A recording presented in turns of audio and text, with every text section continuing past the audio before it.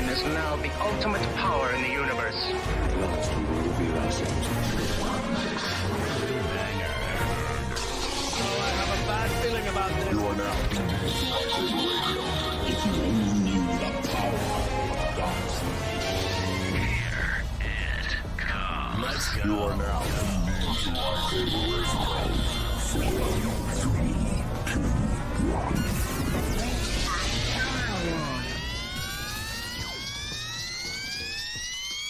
Hello there. We're here, we're back, and welcome to a very special episode of LightSaber Radio. I'm Charlie, and this is your weekly hive of bounty and tribute for anything and everything Book of Boba Fett. If you haven't already, make sure you smash that subscribe button, hit the notification bell to join our live shows, and if you like this video, drop us a like. It means the whole galaxy. And today, we would also like to welcome our host, CJ's fantastic partner, Tori. Welcome to LightSaber Radio. Hi. Woo! What's going on? Hi, everybody. Excuse me 1 second, Charlie. Did you say anything and everything Book of Boba Fett? I think we're in Mandalorian I'm right sorry. now. I'm sorry. No. I see that Mandalorian season Dylan put 3. the season 3 episode 1 on there. No, this is season 2. The episode that should have happened at the end of it that led into Book of Boba Fett. Fair. It would have made more sense if they did it. Just But I would like to argue that I think we all enjoyed it this week. I think it was for the first time. Because it was Everybody Mandalorian. came Yeah, out with it. I love Mandalorian. I'm just kidding. Yeah, this was one of those episodes that you watch the whole thing. I'm like, oh wow, it's a great episode because Boba Fett wasn't in it. Yeah. Okay. My only criticism. I love the episode. Love it. My only criticism was it felt to me like the creators of Boba Fett got in a room. They're like, all right, Boba Fett's not doing as well as we hoped. What are we gonna do? What do people like? People like Mandalorian. Let's just drop a Mandalorian episode. Perfect. Great idea. That's the only way they could save it.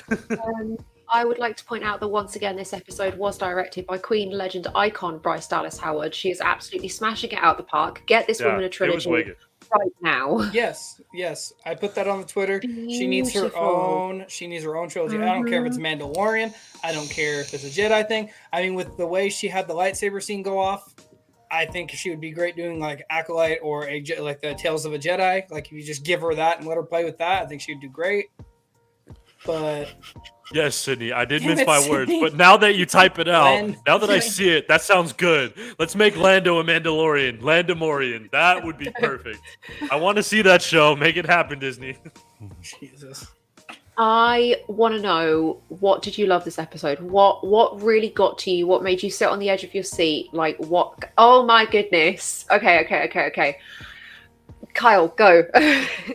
Okay, I think my three. I'll just give my top three. Okay, Okay. number one, gotta be when Mando cut the dude in half and with the dark saber and it just went right through the table and everything. That was just so great. I was like, I jumped up, I was screaming. My wife was like, man, be quiet. It was 3:00 in the morning. She's like, be quiet. I was like, oh, that was. Then let's see. The next part would have to be, let's see, when Mandalorian, when the N1 Starfighter just like bolts, like it just bolts out on the X-wings. He was gone. The way that they built the N1 Starfighter, the way it got like the manifold sticking out of the top of like an old school hot rod without a hood, was just phenomenal. It was so good. And then my third one would have to be when he was fighting dude from Vizsla. Clan Vizsla. And they're just going at it, and the dude think he won, and then all of a sudden Mando just gangsters him. He just starts shaking him everywhere. Like I was just like, that is so good. I was so excited. I have a fun fact about that. So originally that character is played by Jon Favreau. He did not play that character this episode. Didn't he voice? Yeah. Nope. I don't think it would have looked very good for, I think John is a little bit big to be trying to Maybe. play that dude. I don't think he could move around good enough. He was in the armor in the first season, but in the second season, he was unavailable for it. Because if you look at the ending credits, it says stunt and a voice and actor itself. You don't see Jon Favreau at all. Oh, pull up Dylan's chat. That has me dying. Okay. Mando really had a midlife crisis this episode. His kid left for school, so he got a new ride, hanging out with all kinds of new people and taking all kinds of odd jobs. Jeez. Hot rod car all chromed out. Oh, bro, that killed me. What's I going on, apologize. Chris, Nick, Sydney, everybody in the chat? Hi everyone. I'm so sorry, CJ. I should have started with our guest, Rob. Tori. What absolutely got you going about this episode? What did you love? So I will agree, it's kind of been going slow. Mm-hmm. That's an understatement. Why'd you start like that? I knew that it was coming from Kyle. Good episode, good vibes. But however, I gotta go with CJ and trust the process. But I was legit, like, I was literally falling asleep on the couch. And then that first, like, he pushed play as soon as it came out, like, came up. And as soon as I heard the Mando and everything, I shot up and was like, oh, okay, this is cool. And it immediately, like, from the beginning, and then I kind of made the comment later on about how this was a Mando episode. This wasn't Boba Fett. No. It's like, this Not would by be any cool stretch. if it was for the Mandalorian. What But was your it favorite is. scene, though? I gotta definitely say that Darksaber. Which part of the Darksaber? That Darksaber popped up a lot this episode. Okay, the first one. Oh, when he chops old boy yeah. in half? Oh yeah, I gotta go with Right. Kyle. Right. I think that's the goriest we've seen Star Wars be. Oh, he was chopping kind up of- everything. Oh god, he did not know how to No use that mercy. thing at all. No. But he was just gonna swing it until everybody was dead. I loved the kind of, you could see he was taken by the power. He was overwhelmed with anger and frustration, and he just like he lost it and channeled all of that into the saber and just Well, I'm sorry if somebody bit my hand when I pulled my blaster. I'd use the Darksaber too. Yeah, I got to cut up everybody. You bite me. Yeah, the second you bite me, you're getting that lightsaber's coming out. Like I ain't hesitating after that. I was gonna be cool, CJ. just point a gun at you, call it a day. No. What did you love about this episode? I honestly, my favorite part was when the armorer was explaining the lineage behind the Darksaber. And the first live action, well, it was CG, but the first like live adaptation of watching the Siege of Mandalore and how the Empire took it completely out. Yeah, I like loved that too. I loved that. It gave me a Terminator 2 vibe. Not gonna lie, Yes, They really big did. Terminator energy in this episode. but I think my overall favorite part is the chainmail that we saw getting built for Grogu. And it was like all wrapped up. Yep, In and the a shape little of shape of Grogu's Grogu. head. Yep, I'm sorry. I loved all the fighting scenes, but I love that he did not forget to make something for Grogu no matter what happened. And also Wait, what did he the make times Did I But miss that? so we yeah. theory chainmail. Some kind Did of I miss like that? mystical. So when he goes back, finds the armor, she asks where he got the spear from. Right. Yeah, remember that. She ends up turning that into little, like, it doesn't tell us exactly what it was, but you Oh, it can was see the little chains. chain Oh, I Yeah. get it. I get it. So like the little chain armor that they used to wear underneath their stuff in Yeah, I got medieval that. times. Gotcha. That's Grogu's gonna have kinda the chainmail. He's idea, gonna like be the little- invincible.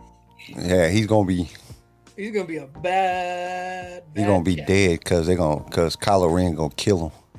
Now, why you gotta be so mean? Hey, that's the way it's played out at this point.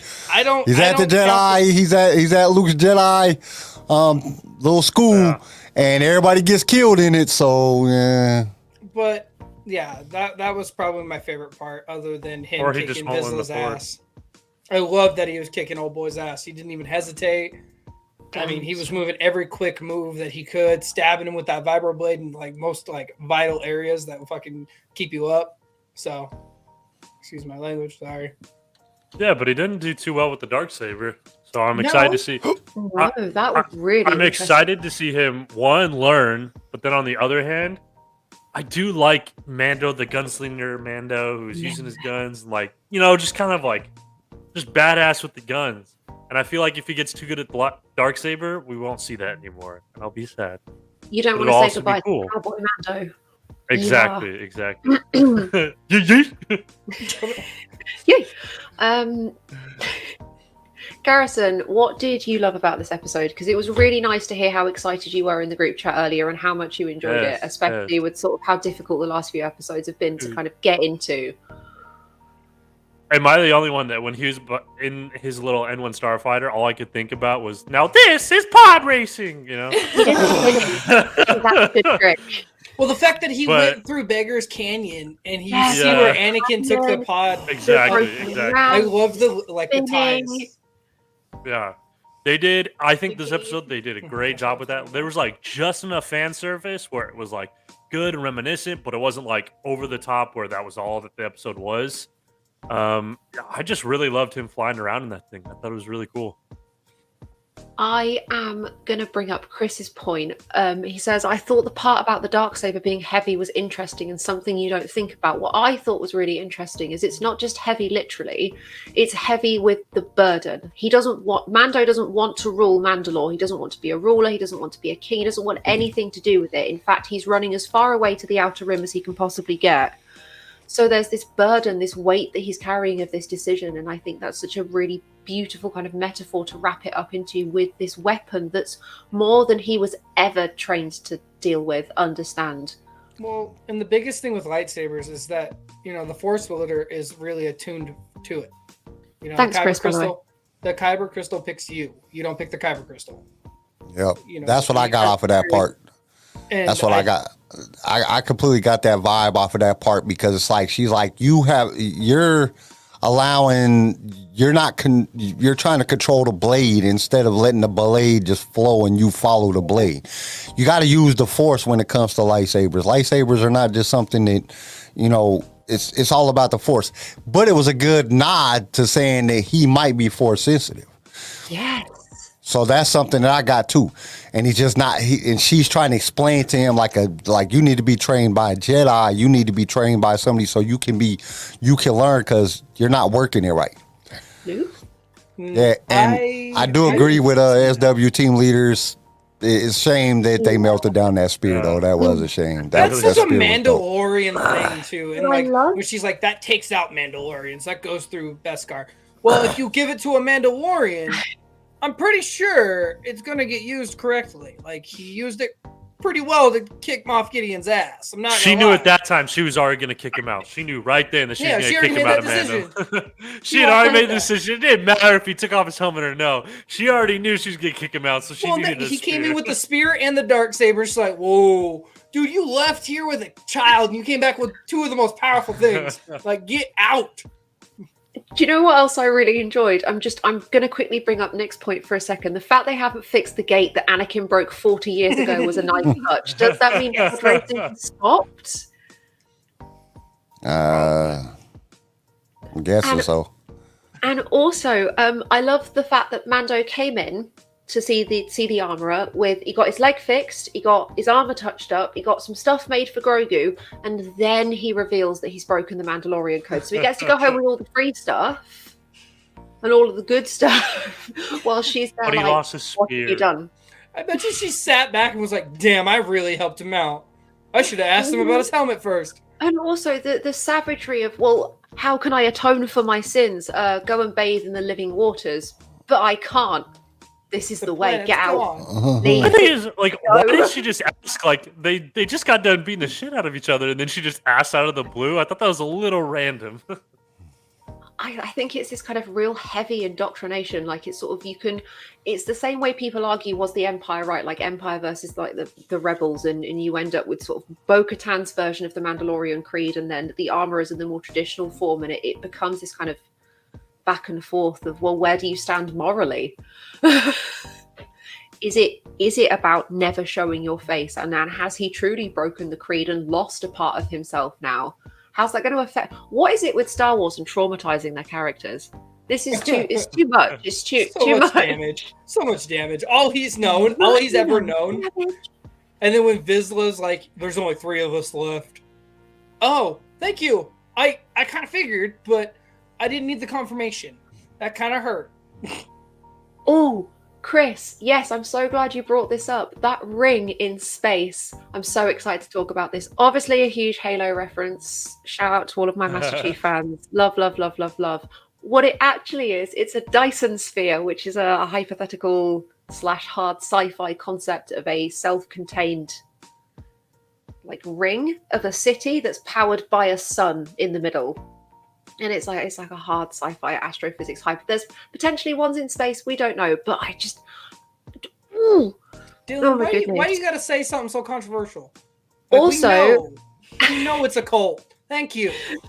So great. Also- It's not a cult. It's fine. I mean, I'm It's not a wearing all the cult. Mandalorian stuff or anything. That's what people in cults say, Garrison. I'm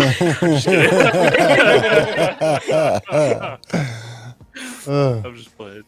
Also, before I finish my point and explode, the Dyson Sphere is also inspired by Ringworld by Larry Niven, which is like a really influential 70s sci-fi book. So there's been so much kind of old sci-fi and old, like just so much brought into this episode. It feels like it touches on so many different areas, and that's so cool. It's so cool. Oh my goodness. I think. What do you? Dylan said Mando could go on a Zuko. Oh, Avatar! I see you, Last Airbender. Could go on a Zuko type journey where he learns that he never really lost his honor. Ooh. Either that, or I think he could just kind of, not that he would like completely forget about Mandalorians, but I think he's like Grogu's becoming really important to him. So I think Really? Grogu's definitely going to come into play again, and he might. I wouldn't say just forget about Mandalorians, but his priorities I think are going to shift a bit. I can't wait to see what happens in the season 3. I really can't, because that was like just the tie-ins, and it's like, okay, what's going to happen? Does he go back to Mandalore and go try to find his place to bathe in so he can redo his honor, and he can come back to the little. I mean, there's 3 of them. Like, who keeps like, dude? There's more other Mandalorians. Why do I got to do that? But or is he gonna go and join Luke and start trying to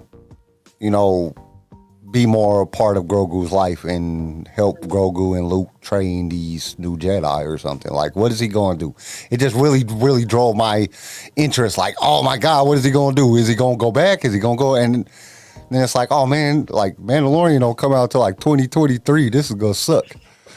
We got to wait forever. What were you gonna say, babe? How Yeah. how did we all feel about the N1 Naboo starfighter? Because I know, like, I sort of spoiled / leaked it in the previous episode, but I genuinely lost my mind a little bit. So it is said that it is for his bounties. I guarantee that little spot, that's for Grogu. Yeah, that is Grogu's seat, straight up. Where the astromech goes. Yeah. She built that out of love. She didn't do that for convenience. She did that out of love. That was a lot of love for that little creature. And then the fact that she talked about making a petting zoo for him. Yeah, Come there's on. a little booster seat in the back, so it complies with galactic regulations. My thing was that I couldn't when I first seen it, I was like, man, how you gonna put a bounty in there, man? You can't put no guy in there, like a big guy just stuck in this little bitty compartment. Like, all right, where do we go? Like, he'll be begging to get dropped off. Like, just drop me off, man. Please hurry up and get there, because I can't breathe. There's no room. You said dead or alive. You said dead or alive. Just take me dead. Just take my head off. Take my head off. I heard about that guy you got. No. He's only going to remove heads and fill up that backspace with heads. That's going to be... That's the only thing that's gonna fit in there. That and Yeah, Grogu, that's it. the only concern I have with that thing is his bounty hunting True. career is over. I don't think he's going to go back into doing bounties. I think with the way this starfighter led up to, I think it's more of getting Grogu and then finding his way with the Darksaber, whether he wants to be Mandalore or not. Because for a fact a lot of Mandalorians are be coming after him for that Darksaber. Vizsla didn't hesitate. The second he saw that he wasn't doing so well, he came at him.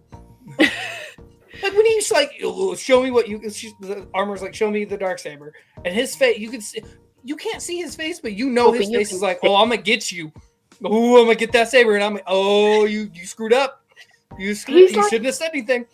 He's one of the last of the Vizsla clan. You hardly think he would want to put his own life on the line. Like, I understand he thinks he has some kind of noble birthright, but that's where Bo-Katan went wrong. Literally, the armorer spent 20 minutes telling us a cautionary tale about that. Think. Calm down. Yeah, she tells that story, and he still goes after him. He still don't hesitate. He's just like, yep, that's mine. Cool. I'm going for it. I just imagine after Mando left, she was like, okay, now go stand in the corner and think about what you just did for 2 minutes. You just got your ass kicked by a guy who took his helmet off. This is not the way. I want to draw us all back to what I think is possibly the most disturbing part of the episode. If you guys were paying attention in the Pelimoto section where she's talking with the Jawas, and this is the first time we've seen a human speak fluent Jawa, which was insane. Absolutely hilarious. She also says that she's dated Jawas. And I don't want to make assumptions, but she says that they're furry, which implies she's seen them sans robe, and I immediately got uncomfortable. I got very uncomfortable. And you notice the Jawa hitting on her, and she's like, I'm working on myself right now. I'm working on it, yes, queen. Honestly, what popped in my head is the whole little Ewok thing that was being said by Tamora and Ming, that they were furry when she kept saying they're furry, and I was like, dude, our Jawas just like Ewoks in these little suits? Like, I don't know why that just popped in my head, and I kept thinking about it. Like, okay, take the robe off, and it's a little Ewok. Yeah, it's an Ewok in there. Ewok's gone back. Hold on. But have you ever seen a Jawa alone? Have you ever seen a Jawa by itself? I find it hard to believe she got one alone. Oh no! Oh no! What? No! What if she confused them and had like 3? She was dating 3, and she was thinking it was just one of them. No. I also love when Mando gave them some credits, and she was like, "Stop it! You'll spoil them." Yeah. Oh, that was a good point. That's in the episode. You know that was one of the Easter eggs. So basically, Jawa threesome. So basically, if you go back to where Boba Fett dropped his helmet and you look at them coins, them is New Republic coins, and then Mando tells them at the very beginning, y'all can go in here and get the coins from your pre-existing boss because I chopped off his head. There's some credits and stuff in there. When they scroll across the credits real quick, if you stop it, you can see that they are New Republic. They have the Republic emblem on the money that's on there as well. I caught that. I was like, oh, wait. And then I had to go back and look at the other one. And I was like, oh, the Jawballs was still in New Republic credits. They're still the evil of the galaxy. I don't care what this episode just did. I have to talk about Jin being pulled up by the space police. Car culture is quite a big thing in Britain. As I know it is in America, cars are like huge, but we have a very specific kind of energy with car modding in this country. Angry teenage boys will put ridiculous mods on their cars, make them very, very noisy, and then not tell their insurance company. This reminded me exactly of police pulling up and going, "Excuse me, sir. Have you modded this car? Sorry, I just want to. Have you altered the engine?" And they're like, "No, I didn't do anything." I mean, the police don't ever pull us over in America and say, "Hey, did you mod your car?" They don't really care. Actually, here in Boise, in Idaho, we get pulled That's over just because y'all are downtown. weird out there. Downtown, they had a noise ordinance downtown, and then it turned I noticed into... you don't have a BYU Idaho sticker on the back of your car. I was trying to investigate. I understand it's Sunday night, but I don't see you going... A lot of cities have sound ordinances, but like it's 11 to o'clock mod on your a Sunday. vehicle, I want they to know don't. why your car's not in the church parking lot. No, but they do that, and then if you're lifted too high, your tires are too far out on your trucks. Your exhaust is too loud. If you're too low, it's stupid. Yeah, they so issue tickets now. They issue tickets now. So I A lot of cities do that. Yeah. A lot of cities do that, but it's not basically modding your cars usually because it's a safety issue if you do certain things. Yeah. So like, I've gotten tickets for altered suspension back when I was younger because I had switches on my car, and they would give me tickets for altered suspension. But they don't really, like, if you're going down the street in a hot rod and it's dope, most of the time the police ain't gonna pull you over. They gonna be like, "There, that car's dope." Pelimoto said that she was going to make the M1 Starfighter faster than a Fathia, which is the horse creatures from The Last Jedi. I thought that was a nice little drop-in. Appreciated that. And goddamn, was it fast. That thing was, man, he when he let bolted loose, on them. When he fully just... Okay, so I gotta pull this up. So when he's going up into the atmosphere, did it come off as like he was in a guy in a Mando suit was in a fighter jet? Did anybody else get that vibe? Like they put somebody in a Mando suit in a fighter jet? I really got that vibe. I saw a really nice theory that suggested that some of this chromed paneling, while some of it sort of like shaved down without the paint, some of it could possibly be taken from the wreck of Padme's ship. Oh. From back in the Phantom Menace, those hyper chromed. Oh. I like when they. Sorry. No, go ahead. How can we talk about the whole fixing the ship scene without talking about the BD unit? Yes. Oh yes. Oh my Yes. goodness. First live action BD unit. So I know good. Disneyland's gonna hop on that and definitely make them life size Gimme. and viable Yeah, in dude. the Droid Depot. And I will have Which Nice. is funny because, like, Addison. So Addison, I recently let her play Jedi Fallen Order. Like for the You first let time. It was her? one of the first. Well, it's one of the no. It's one of the first video games she's ever played. And so I was like, hey, you might like this, right? So she played it and she liked it. She liked it a lot. And so when she was watching this episode, she's like, "That's BD from my video game." I was like, "What the fuck?" But yeah, she was super excited. That's adorable. And so yeah, I was pretty pumped to see BD. That was cool. Okay, that little rat that grabbed her and like was dragging her like a horror scene. What the hell was that? I think she was faking some of that to get the pit droids to help her because they were being such little wimps. I think Oh, I part know of that so was too. Those pit theatrical. droids have so much emotions. They're such like- babies. They crack me up. So for the first time we ever see a pit droid, they're idiots, and then now they're wimps. It's like, wow, these pit droids are not useful whatsoever. I Just just bonk like them on the how- nose. Just on the nose. When Mando walked in, they were immediately like, "Nope, I'm out." Hey, say hi! Say Deuces." hi to him, and they're all like, whatever. Aw. Yeah, Like, we're in for our work honestly. here. But with the whole muscle thing, them hiring him for muscle, if Boba Fett really wants some help, all he needs to do is have his group of teenage people on their mopeds just go to this lady and have their mopeds tuned up, because that would be 9-day difference with how fast they were going. Well, especially with those N1, the way she did that N1 Starfighter and had the Jawas like rob super fast parts like that enhance the Yeah. like it was crazy. What That Charlie part- say? That really long part that Mando was given, not only is it what Luke used to prop the trash compactor doors open back all the way back in A New Hope, it is also the singular part that Qui-Gon Jinn was looking for when the ship broke in the Phantom Menace. So if he'd have gone to the Jawas, none of this would have happened. Oh, cool. So no Anakin, no Darth Vader, no Anakin, Dark no Side. Darth Vader, no Qui-Gon Death, nothing. No Chosen One, no midichlorians. A peaceful life. That's a hell of a what if. What if Qui-Gon went to the Jawas instead of? Yeah, what if Qui-Gon? That can be Saturday's what if. There you go, Kyle. Sorted. You already gave Yeah, us all the he would have answer, had to do was trade R2, and that they would have been Ouch. fine. Also, Ouch. Them speaking of spiky words. droid cameos, did anybody spot R4 from A New Five. Hope? R5. R5, yeah, with his motivator. Yeah, and you could see How- where it had like blown out and like went. Yeah, I pointed it out. We were sitting there on the couch, and I'm like, "That's R5. Do you see the oil like the dripping Yeah. off of his head?" And she's like, "Yes, I see it, babe." And I'm like, I "I'm also- a little excited. My bad." It's like I thought you, Kyle, might agree with this. I think this episode was a really good example of how to correctly utilize flashbacks Yep. and have them add to the story and benefit to the narrative rather than become something slow and something trudgy and something you just want to get to the end of. It Well, and Really it's something that can explain as a story goes along instead of just jumping back to this flashback that we really don't need. Like you could have utilized that time period in the episode to give us more of Boba Fett instead of more of what we already all know. I mean, we know he escaped the Sarlacc. We know that the Sand People helped him.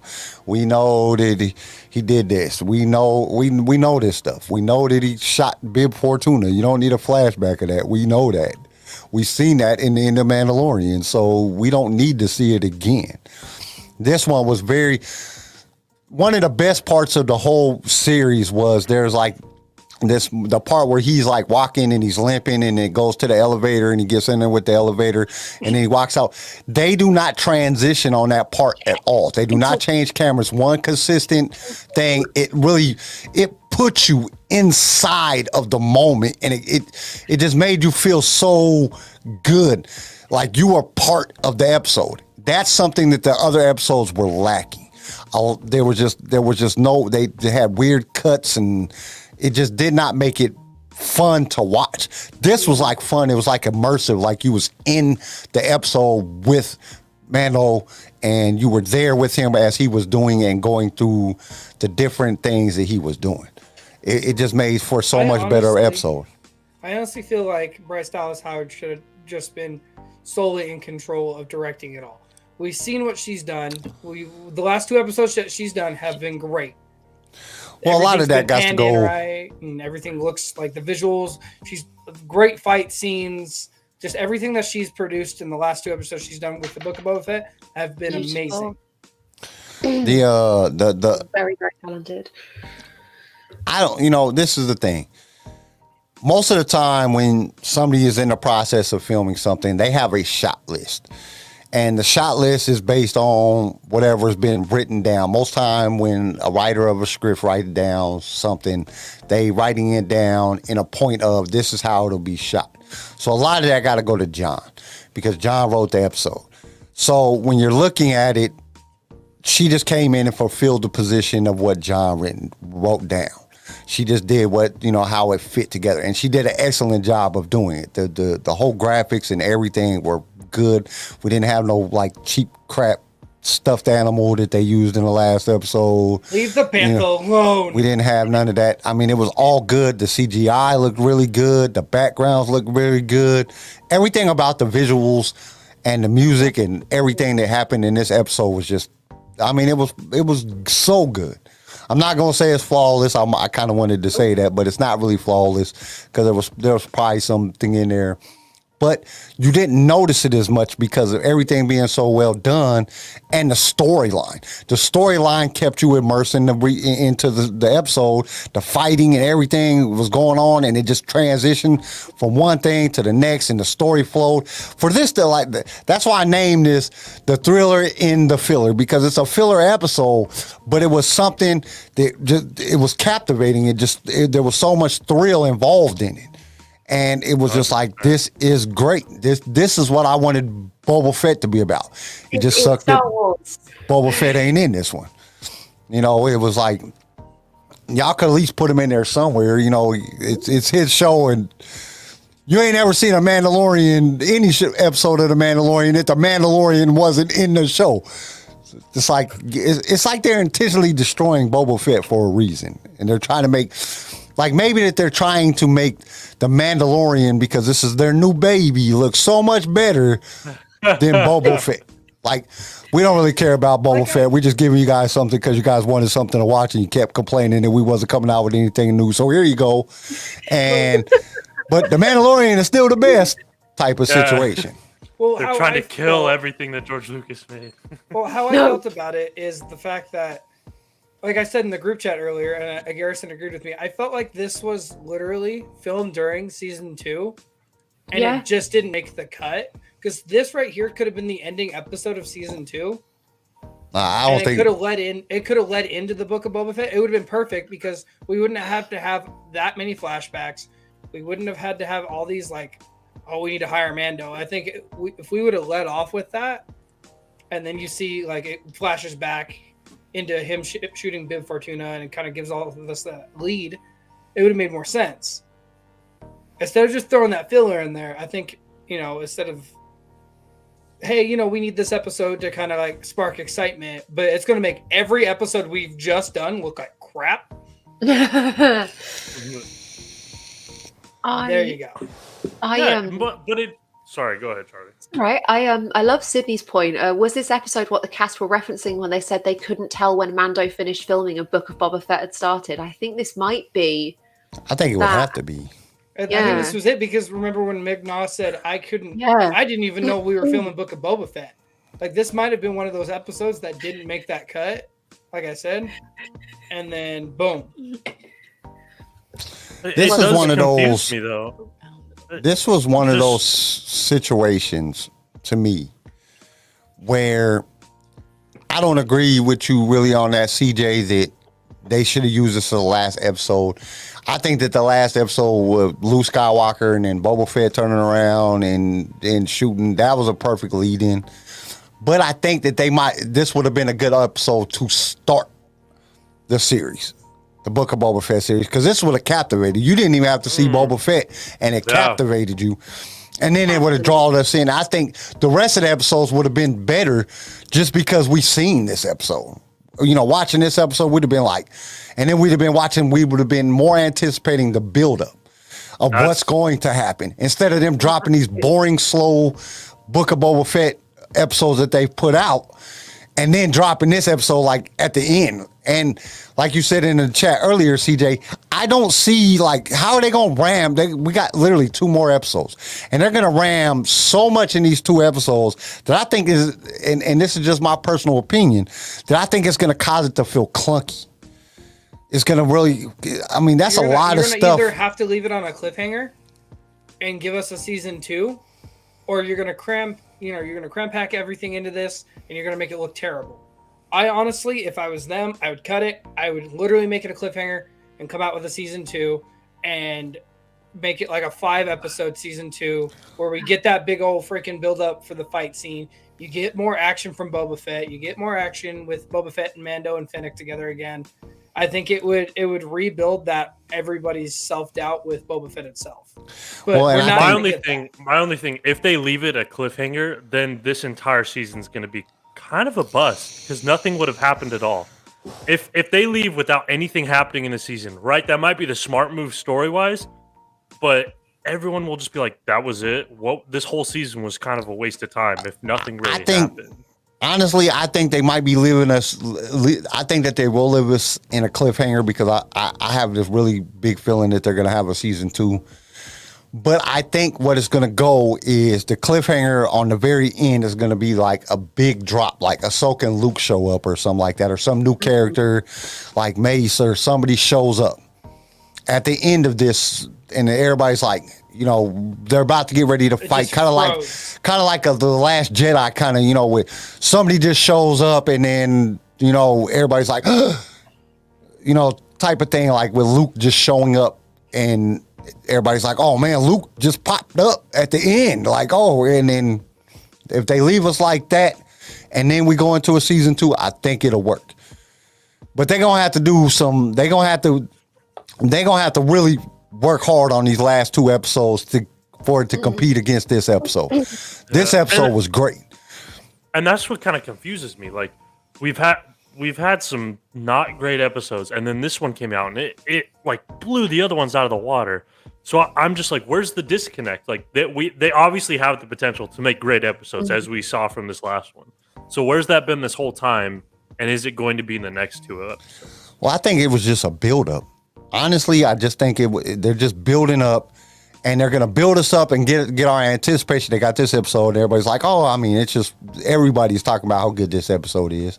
And all the chats and all, you know, everything, Discords and everything that I looked at today, everybody's just saying that this is a great episode. And it was. You know, we watched it. We're all like, wow, you know. But then you get at the end, you get like Ahsoka and Luke showing up together. That draws Luke into the Ahsoka series. It leads us into the Ahsoka series. You know, so it's like, all right, so what's going on? You know, how's all 3 of the series, Mando, Book of Boba Fett, and Ahsoka are all mixed together because Ahsoka and Mando's already mixed together. Now you bring her in, or, you know, whatever the situation is, bring Luke in. Then that's how Luke and Ahsoka meet. It draws everybody into that. Then they leave it alone.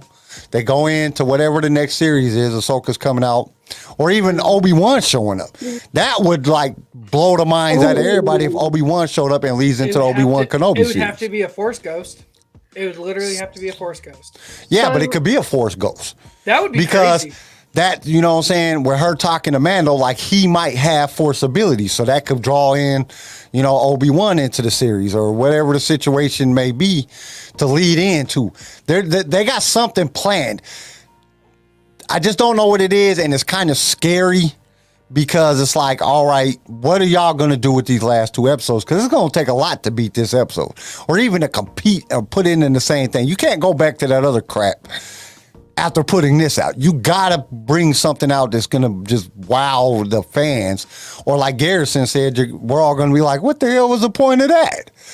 Y'all could have just dropped that one episode and called it Book of Boba Fett or Mandalorian, The Return of the Mandalorian, like you named the episode, and it would have been great.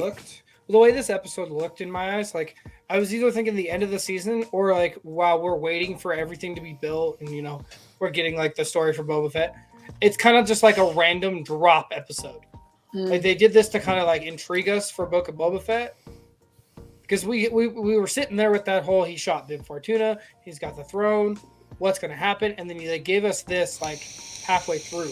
That was my mental thought. It was like, that would be a good way to do it. Or this is what we get. Some information that might lend itself to Luke appearing. The younger of the 2 X-Wing pilots who pulled Mando over is the body double for Luke Skywalker in Mandalorian season 2. So it's very possible. Also, a lot of this series or a lot of this episode appears to have been shot on the volume. Is that what it's called? The big. Yeah. The big so TV. Obviously, the big TV. If he's there and available, it makes it much easier for them to go, you know what, we'll just do a couple of scenes with Luke while you're here.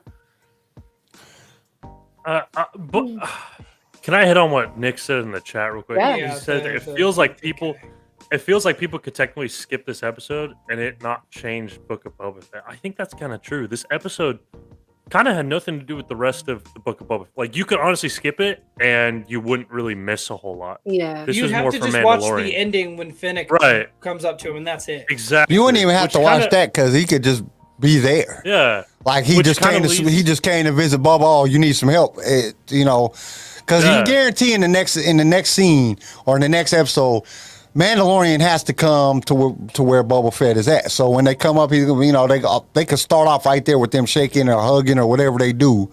I'm glad to see you. I'm glad to see you type thing. You know, that's all. They could start with that, and we would all be like, and we could completely skip this episode and never even miss out on anything other than it's a great episode. If somebody skips this episode, they're not very smart. This is a great episode. But this did not tie into. It tied into more of like Mandalorian season 3 than it did the Book of Boba Fett to the very end when Phoenix shows. Yeah, 100%. No, I don't know. I just keep thinking, why would they do that? Did they know that the previous episodes weren't that good, and so they needed a really good one, or was it more like, are the two like storylines going to completely intersect and kind of become one show? Like, I don't know. It doesn't, like, I'm so grateful for it, but it doesn't really seem to fit. I'm so grateful, but very suspicious. The one thing, exactly. Great way to put it. The one thing that got me was when Din was like, "It's on the house. Like, I'll help him out no matter what." I don't know if everybody caught that moment, but he literally Fennec threw him the credits, and he just like, "Nah, I got him. He helped me get Grogu. I got him." Like, yeah. And that's just kind of like the repaying of the debt thing. Yeah. You know, it's just like, okay, I got him. I'll come help just because. I really ain't got nothing else other to do right now because I can't redeem myself on a planet. I've kind of been exiled, destroyed. you know. My way of life is a lie now. everything I've lived has been lies. I agree. I wonder if Mandalorian 3 is going to be him going to try to redeem himself, or is it going to go to him going to help Luke type thing? You know, going to see Grogu and not caring about it and saying, you know, Mandalore is more than just, you know, not this is the way, you know, I can't show my face. Like now a whole bunch of people done seen my face, so it really doesn't matter. Well, that and think about it. You got Bo-Katan, you got the Night Owls, you got Boba Fett, you got all, and he's going to run into more Mandalorians if he goes to Conquer Dawn. You know for a fact the people that are on Conquer Dawn, because the planet's not, you know, destroyed, all those people are going to have their helmets off too. Anybody that's wearing the Crusader armor. So he's going to realize that what he was taught and what he grew up in was not the true Mandalorian ways that they used to be. Well, he's kind of been taught that already in season 2 when, you know, he was there with Bo-Katan. They're like, oh, he's one of those. like kind of like putting him down. Like he's like, well, hold up, wait a minute, what's going on? Well, but the what way made she no explains it, the way the forger explains it though, is like, you know, they lost their way because they tried to be these peaceful people, and we know the Satine was all against war and all that stuff. So through the Clone Wars, you know, she was against that. She was against war and everything. And then Bo-Katan, after Satine got killed, Bo-Katan got the Darksaber when Sabine gave it to her so she could control it. Then she lost that. Then the Empire destroyed their entire planet. You know, so it's like, it's crazy in the different directions that they could take the Mandalorian. But I just don't see where it ties in as much with Boba Fett. Less they're gonna go a little bit more leaning towards the books, and Boba Fett at one point or another becomes the Mandalore. Now he's just not a crime syndicate lord. He's he's pulling a Darth Maul. That's how I'm gonna put it. He's pulling a Darth Maul from the Clone Wars. Darth Maul. Well, think about it. He made the crime syndicate. He became a boss, and then he did all that stuff for Mandalore to get the Darksaber. He killed Pre Vizsla and became the ruler of Mandalore. Do you think Boba Fett's going to do that same thing where he builds up enough, goes into Mandalore, stages all the same things that Maul did, defeats whoever's got the Darksaber and becomes Mandalore? I think that would be a cop-out. I think that'd be a repetitive thing. I don't want to see that. I don't think anyone wants to see that. I don't either, but I think... Din has the Darksaber, so he would defeat Well, think about it. Din's not going to hold on to that for long. He does not want to be Mandalore. He doesn't. Somebody taking it. They kind of explained it in the episode. That's why he can't control it, because he's not. But it could go the other way. Like that would be a good tie-in if Luke showed up at the end and was like, you know, you got this Darksaber. Let's kind for of it to be actually for him to train him. So for Boba Fett to actually get it, he's got to win it by combat. Yeah, They talked about that earlier. So either Din's got to lose it, or Din's got to step up and do it. If that makes sense. Aim it, yeah. I would really love to see them bring the Mask of Mandalorian. I just want to see what it looks like. I think that would be dope, how they would design it. Because it doesn't, I mean, in Revan, it doesn't really describe what it looks like. Like, none of the books that I can recall reading or listening to, I can recall them ever describing. I want to see what it kind of looks like now. I'm kind of in one of those. The only thing that was ever stated about the helmet is the T-visor. That was about it. It had that traditional T-visor that all the Mandalorians have. That's the only thing I gave out that I couldn't remember from any of the history that I've listened to. And now in comics, it could have been shown differently, you know, or something like that. But I don't read the comics, so I don't know. Maybe I should start reading the comics. But I think. Go ahead. I'm so sorry. I was just going to ask. I wanted to know how many Baby Yodas do we give this episode out of 10 this week? Go first, babe. Go first. Baby Yodas. I put her on the spot. Yes. You can't put her on the spot like that. My mind was on another topic in my head. Well, not I'm another topic, so but my sorry. mind was on a different thing. So I was like, oh, okay. Well, let's just quickly change that. What was the topic then? Pull it up. So, kind of going back to the redemption and everything of Mando. So basically, like, he's been kicked out, he's been exiled. No, you showed your face. How dare you? Shame, shame. But now he's going and working with Boba. What if Boba is the one that kind of helps him be like, no, that is actually not what we are as a people. Like, that is not what we believe. That is not the way. Because his dad was Mandalore. His dad's got, you know, his dad.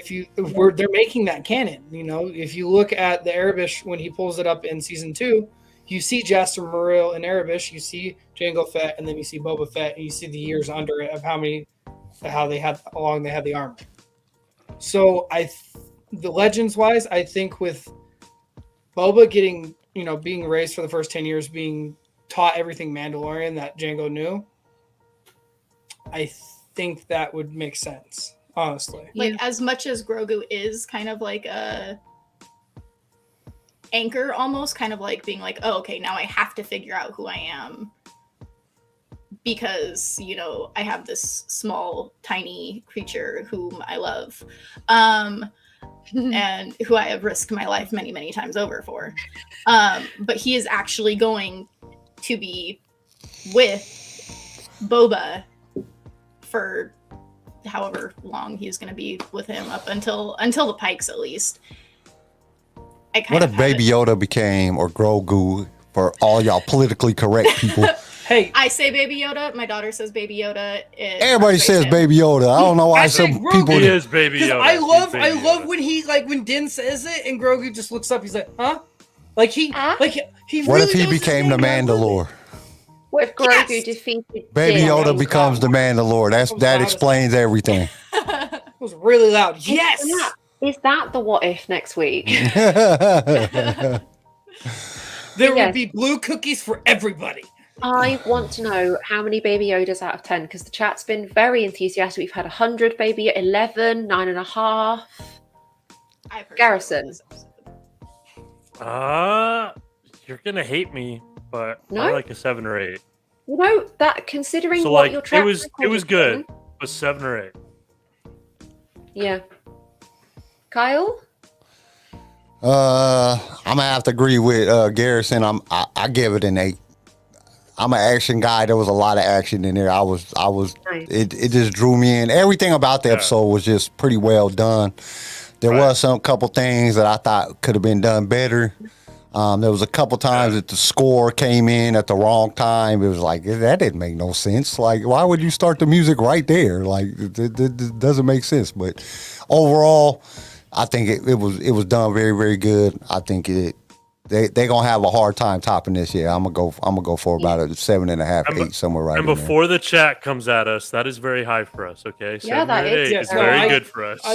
For somebody that's been rating episodes 5 and Like higher, 2. for me being rating everything 5 and higher, for them to say 8, 7 and 8, or 8 and 8, I'm moved. that's great. Just saying. CJ and Tori, do you have your scores? I personally loved the episode. I'll give it a 9. Nice. I'm at an 8 too.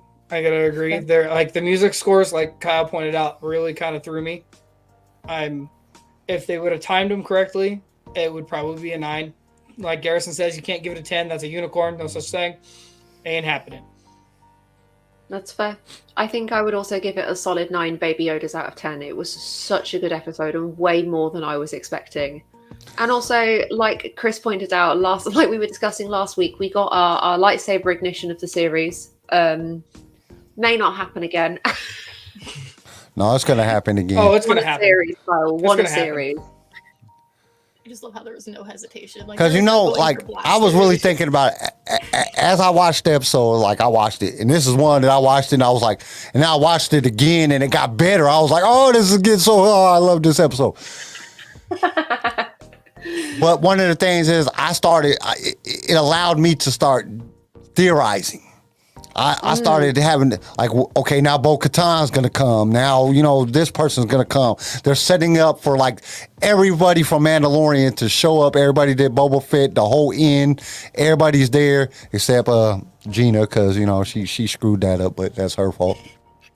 But bringing in a lot of the characters from Mandalorian to fight against the Pikes, because at this point, Boba's building his army. He has to build up his army to fight these people, to fight the Pikes, and that's what we're getting. And I think next episode we're gonna see 4 or 5 more people, and then the final episode will be the battle against the Pikes, and then we get left at the cliffhanger with more characters coming in, and they bringing in some characters that we might not be expecting to see, like Ahsoka or Luke or some of these characters that might not, it just doesn't fit in the story, but they just throw them in there at the very end to make the season finale something that's just awesome and just blows you away.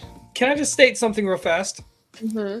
He tried to use his religion as an exemption of why he can hold on to his weapons on the starship. He did. I just remembered that. I forgot to pull that up. He literally is like, I'm a Mandalorian. It's a part of Weapons of my religion. All right. The droid's like, well, we can talk to my supervisor. You can fly out tomorrow. hey, try to use that next time you go through TSA and try to bring like a knife or something. Yeah. Probably not gonna work, eh? And I love how he looked at the droid. He's like, I know everything that's in there. It's like, just walked up. He was like, I ain't mad. everybody feels they have said their piece, if everybody is done with their points and their discussions, I'm guessing it might possibly be time to wrap up because it is nearly 10 o'clock in the morning. Oh, you punking out. Oh. I am. I'm weak. It's like 2 a.m. for her. I would not win the Darksaber. I am weak. I still don't. That part just kind of irritates me. It just really does. How he was he was swinging it. That thing looked like it was bricks on the end of it. He was like, that was so funny. When had it in his hand. That big old freaking Mandalorian had it in his hand. He was even struggling. I was like, all right, so. It kind of back to my point here. Dragging it on the ground. Yeah, I love the drag though. I thought that was part of it. I thought, he's dragging it. He's about to show what's up. No, he's struggling. He's straight struggling with it.